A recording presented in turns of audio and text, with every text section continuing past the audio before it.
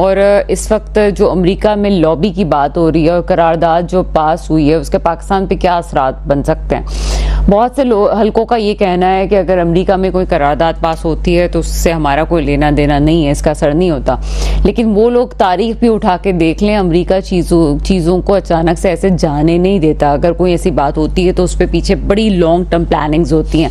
इस वक्त जो रिपोर्ट सामने आई है उसके मुताबिक पीटीआई ने लॉबी सिस्टम के तहत ये सारा काम करवाया है कि इस पे असरअंदाज हुए। एक तरफ अगर ये बात आती है कि जनाब लॉबी सिस्टम के बारे में करवाया और उसमें बड़े हम कैनवस पे रख के इसको सोचें तो चूंकि चीन को हमें गर्म पानी तक आने नहीं देना तो हम जितना कर सकते हैं इस हवाले से रोकने के लिए हम करेंगे, यानी कि अमेरिका करेगा इस में। हम तो चाहते हैं कि चीजें बेहतर हो, लेकिन क्या वाकई ऐसा ही है कि अमेरिका की करारदाद का हम पे कोई असर नहीं होता? और क्या वाकई रिपोर्ट ठीक है कि क्या समझते हैं कि इमरान खान साहब की पार्टी ने लॉबी की है जिसकी वजह से ये नतीजे आए? पूछते हैं जनाब इकबाल अडवाणी साहब, क्या कहेंगे? देखिए, इस बार जो करारदाद पेश हुई है तो आपने देखा वोटिंग कितनी ज्यादा मेजोरिटी से पास की गई। आपने देखा होगा इतने सारे कांग्रेस के मेंबर एक पेज पे आ जाएं। तो ये पीटीआई के ऊपर की बात है। पीटीआई में इतनी एबिलिटी नहीं है या इतना उनका उतनी बड़ी लॉबी नहीं है कि वो इस तक जाए। इसकी एक्चुअल वजह कुछ और है। पीटीआई तो एक सामने फ्रंट पे नजर आ रहा है, लेकिन पीटीआई में वो क्वालिटी नहीं है कि वो इस हद तक जाए। एक्चुअल प्रॉब्लम क्या हो गई है? प्रॉब्लम हो गई है ग्लोबली हालात दुनिया के चेंज हो गए हैं। अभी क्या आज की पोजीशन क्या हो गया है कि चाइना, रसिया, ईरान एक बहुत हैवी ब्लॉक बन गया है, मिडल ईस्ट के हवाले से भी और वर्ल्ड वाइज भी। अब पाकिस्तान का भी झुकाव चाइना की तरफ ज्यादा है। और अभी आपने देखा आज का एक रिपोर्ट आई थी कि रसिया के प्रेसिडेंट को भी, पुतिन को भी पाकिस्तान ने दावत दी है। तो पाकिस्तान एक तरफ उस ग्रुप की तरफ झुकाव ज्यादा है, तो जिसकी वजह से पाकिस्तान पे अमेरिका बिल्डअप कर रहा है प्रेशर। ये एक रियलिटी यही है। बाकी पीटीआई का वो ग्राफ नहीं है कि उस हद तक जाए। अमेरिका नहीं चाहता कि पाकिस्तान का झुकाव चाइना की तरफ हो। आपको एक चीज और बता दूं, देखिए चाइना की इसराइल में ठीक ठाक इन्वेस्टमेंट है। इसके बाद भी जो अभी जो जंग हो रही है इसमें चाइना का असला यूज कर रहे हैं ये मुजाहिदीन को सब।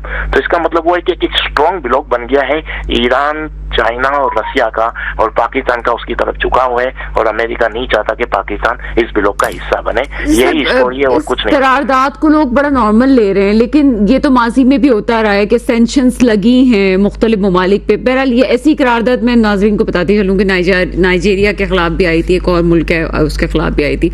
ना जाने क्यों बांग्लादेश की हम बात नहीं कर रहे होते, बांग्लादेश के खिलाफ भी आनी चाहिए थी लेकिन वहां पे नहीं हुआ।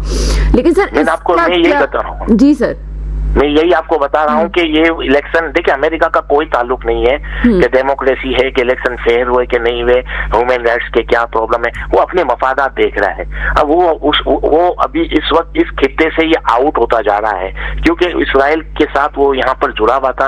अब जिस तरह के ग्लोबली हालात हो गए हैं मिडल ईस्ट से, ये दोनों मुल्क आउट होते जा रहे हैं, इनकी पावर कम होती जा रही है। तो इस वजह से पाकिस्तान उस ब्लॉक में नहीं जाए, उसको रोकने के लिए ये सब हो रहा है और कोई दूसरी वजह नहीं है। कुछ अरसे में आपको ये समझ में भी आ जाएगा, रीजन यही है। अच्छा सर, एक और बात अमेरिका की तरफ से की जाती है कि वो जमहूरियत के सबसे बड़े अलमबरदार हैं, इसलिए किसी भी मुल्क में अगर जमहूरियत के खिलाफ बात होगी तो हम उसके खिलाफ बात भी करेंगे, स्टैंड भी लेंगे। आपको लगता है कि अमेरिका जो है वो जमहूरियत का इतना बड़ा दावेदार है कि वो दूसरे ममालिक के मामलात में भी टांग अड़ा है इस वक्त?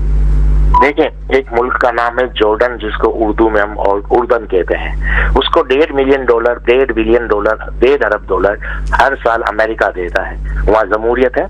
नहीं है। उनको क्यों सपोर्ट कर रहा है? मिस्र में आ जाए, मिस्र में भी यही अमाउंट दी जा रही है। वहाँ जमहूरियत है? नहीं है। क्यों सपोर्ट किया जा रहा है? डेमोक्रेसी से इसका कोई ताल्लुक नहीं है। बस जब दिल होता है अपनी पॉलिसी लेकर आना है या अपने रूल्स लाना है या किसी को अंडर प्रेशर करना है तो कोई भी रीजन निकाल लेते हैं। कहीं डेमोक्रेसी की बात निकाल लेंगे, कहीं ह्यूमन राइट्स की बात निकाल लेंगे, कहीं ये क्लेम डाल देंगे, कभी वो क्लेम डाल देंगे। इराक पे जो बमबारी की थी क्या रीजन था? बाद में पता चला सब फेक था। तो उसको जो करना है वो कर लेते हैं। बाद कभी डेमोक्रेसी का नाम लेते हैं, कभी इलेक्शन का नाम लेते हैं। इलेक्शन तो बांग्लादेश में भी धांधली हुई है, वहां पर क्यों नहीं गए? अब मैंने जो बताया कि जिन दो मुल्कों को ये मदद कर रहे हैं वहां तो डेमोक्रेसी नहीं है। तो मकसद कहने का वो सिर्फ अपने मफादात देख रहा है और कुछ नहीं है। आज भी अपने मफादात देख रहे हैं। अब मफादात को हासिल करने के लिए जो भी वैलिड रीजन है उस वक्त जो लगता है कि उसको मीडिया के जरिए हाईलाइट करें और उसको यानी इस तरह करें कि वो बयानिया बन गया, होता। बाकी और कोई आप मजा ये नहीं कहना है। चाह रहे हैं कि वो जो है वो इस वक्त पूरी ये भी एक लॉबी का हिस्सा, एक प्रोपेगेंडा है